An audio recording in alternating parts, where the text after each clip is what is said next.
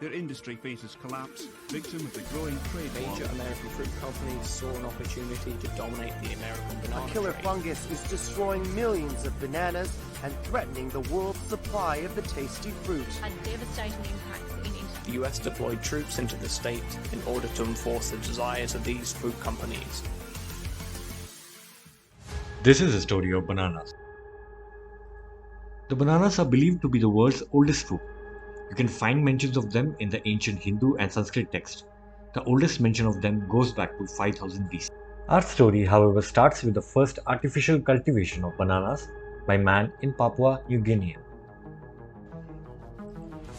As the fruit grew in popularity, it started being transported by merchants and conquerors all across the world.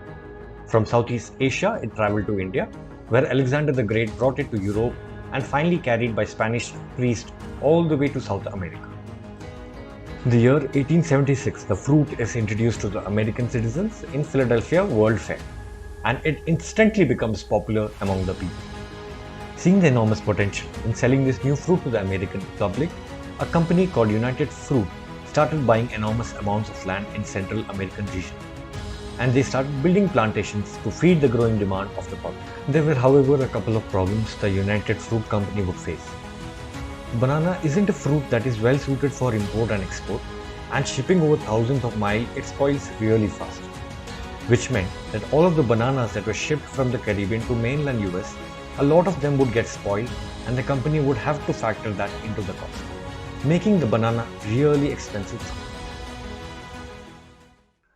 The United Fruit Company, to bring down the cost, stopped paying the workers. And when the local people and workers started protesting against their unfair business, the United Fruit Company bribed a few politicians and influenced the US government into lending their military might.